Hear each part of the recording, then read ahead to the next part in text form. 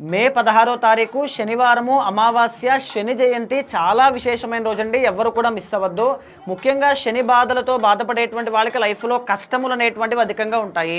ప్రతిదీ కూడా లేట్ అవుతూ ఉంటుంది. సమస్యలు విపరీతంగా వస్తుంటాయి. స్ట్రెస్ కానీ, యాంగ్జైటీ కానీ, చేతిలో డబ్బు నిలబడకపోవడం కానీ, వాహన ప్రమాదాలు కానీ ఇలాంటివన్నీ కూడా కలుగుతూ ఉంటాయి. గోచార రీత్యా మనం చూసుకుంటే కుంభ, మీన, మేషరాశి వాళ్ళకి ఏలినాటి శని నడుస్తుంది. మిథున రాశి వాళ్ళకి కంటక శని కెరీర్ మీద ఎక్కువగా ఎఫెక్ట్ చేస్తుంది. సింహరాశి వాళ్ళకి అష్టమ శని ఎక్కువగా ఎఫెక్ట్ అవుతుంది. దీనివల్ల స్ట్రెస్ కానీ, యాంగ్జైటీ కానీ, ఫినాన్షియల్ ట్రబుల్స్ కానీ, అప్పులు కానీ, వాహన ప్రమాదములు కానీ. ధనస్సు రాశి వాళ్ళకి ముఖ్యంగా అర్ధాష్టమ శని అనేటువంటిది నడుస్తుంది. హెల్త్ ఇష్యూస్ అనేటువంటివి పెరిగే అవకాశాలు ఎక్కువగా ఉంటాయి.